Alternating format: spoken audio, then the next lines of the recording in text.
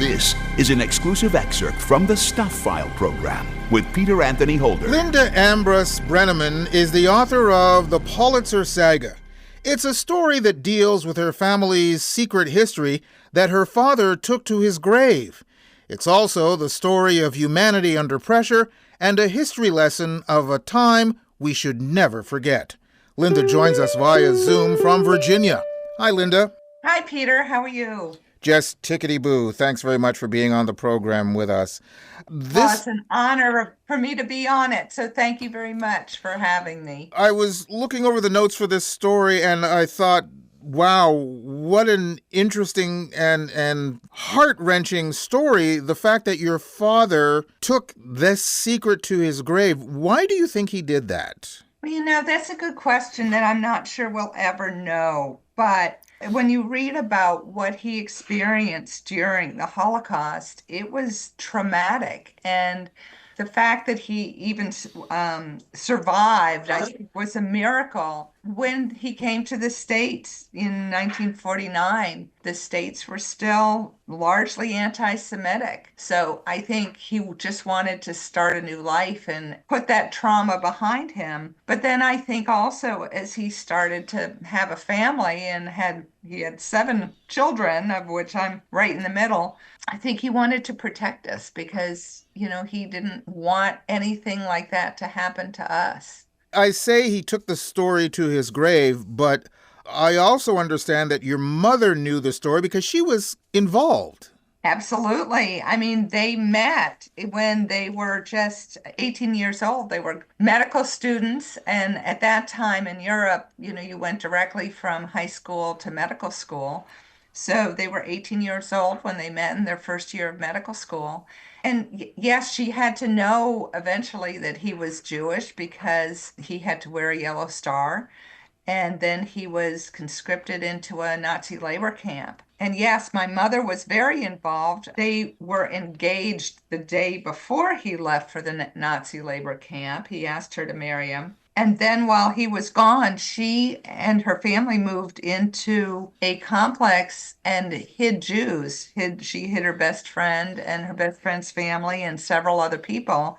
And then when my father escaped from Nazi labor camp, she hid him and another friend who escaped with him, and she hid my grandmother, my father's father. So yes, she was very involved. She knew exactly what was going on, and she risked her life to save him and his mother and several other people, for which she was then awarded Righteous Among the Nations by the Israeli government. When did your father pass away, which meant you then knew the story later on? Well, we learned bits and pieces of the story before he passed away.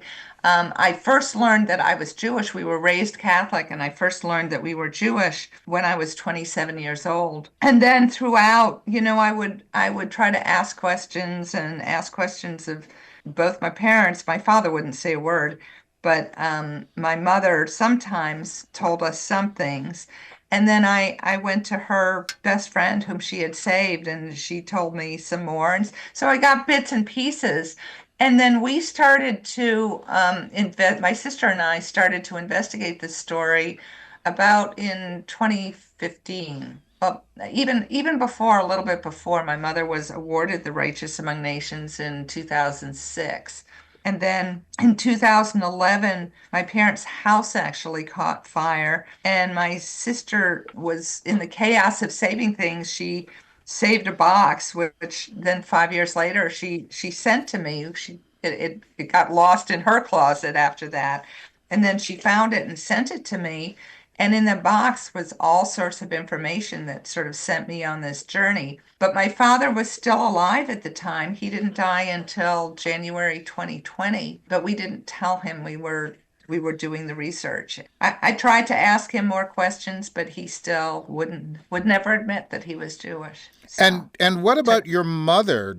Is your mother still alive? No, unfortunately, my mother died as a result of that fire in 2011. Sorry to hear that. Yeah. Oh, yes, it was quite tragic. But she'd also struggled with Alzheimer's at that point for several years. So it was tough. It was tough. But they would both be this year both be 100. So it's quite interesting time, I think. So yeah.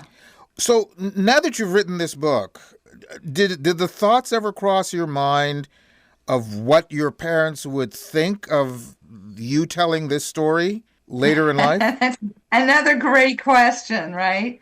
If only I could have read their minds. I truly think that my mother wanted this story to come out just because some of the bits and pieces of conversations that we had, but also she must have saved this box. And this box had a lot of letters and official documents and all kinds of documents and pictures and photographs. And some of those photographs dated to the late 1800s. So I really do think that she wanted this story told. And I don't know with my father. I think again, sort of back to the first question, I think he was trying to protect us. And when you look at what's going on today, we would have never imagined that the events of today and the anti-Semitism that has resurged. So I think that's what he wanted to protect us from. I felt it was important to tell the stories and to reconnect with these incredible people who, it's almost as if they had died twice because they were kept secret. Your mother was raised Catholic. Yes. Your father was Jewish, but hid that fact from even his own Yep. family. When Yep. you found out that you had Jewish lineage, what was going through your mind, especially considering you were raised Catholic? Yeah. Well, when I first found out, as I said, I was only 27 years old, and I was really I was in graduate school. I was busy trying to figure out my career and what my life was going to look like. So it never really, I just sort of took it in stride. It was like, okay, he's Jewish. That's okay. But there was this, I think, gnawing need throughout the years to really try to find out the truth and who these ancestors were, who my true family was, at least on that my father's side. So yeah, so when I found out they were Jewish, I found out the stories and the incredible courage and resilience and the cataclysmic events they went through. And in face of all of those events, they still remained resilient and compassionate and generous. I was just so proud of them and proud to be their descendant. There's a certain mettle and fortitude in both of your parents through what they've been through. They are your DNA. There are 7 children. Do you think that fortitude is within all of you? I hope so. I think so in a certain sense. We've all grown up and we're all different, but yeah, I think there is. I think they did pass on that resilience and that fortitude and compassion. I have to say. I mean, my parents were they were both doctors and they were all about serving humanity, and I think they've really passed those values on to us that it was important to do something with our lives and to help make the world a better place. You alluded to the fact that, right now we are living in somewhat anti-Semitic times. What would your parents have said or thought about what we're now going through today? And as I said in the introduction, we should never forget. That is so true. And I think for me, one of the things that was really important through this book was that I had to brush up on my history. My history was not good enough. And so as I learned these stories, it was important for me to really take a deep dive into historical events, what was going on and why they had to made the kinds of decisions they made. And I would say, and I think my parents would say, it's important for us to know history because I mean, there's the saying, history can repeat itself. I think it really can. And if we don't understand what happened before us, we are likely to repeat the same mistakes. So, yeah. What do your siblings think about the saga you have written and the story of your parents? Well, I think all of them are also really proud of my parents, but they're all sort of processing it differently in their own way. And I will say that in my writing, it allowed me to process everything that I learned in my way through the book. But they didn't write the book, they just have read it. And so I think they're, at different stages. But I do believe they're all very proud of their ancestors, my ancestors, our ancestors. And their before I family. let you go, you alluded to a couple of times an award that your mother got. Let's talk about that a little Yes. bit. Yeah, so Righteous Among the Nations is the highest award that the Israeli government gives to non-Jews who saved Jews during the Holocaust. So my mother her name is inscribed on the Wall of Honor at Yad Vashem in Jerusalem. Yad Vashem is the Holocaust Museum in Jerusalem. And it's inscribed with such names as Oskar Schindler, who most people know from the movie, Oskar Schindler and Raoul Wallenberg and Irina Sendler and people like that.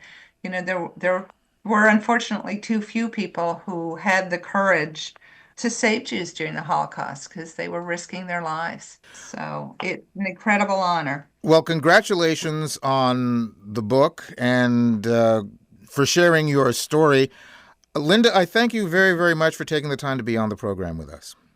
Oh, thank you, Peter. It was an honor to be on with you, and I really appreciate your having me. Thank you so much. Linda Ambrus Broenniman, author of the Politzer Saga.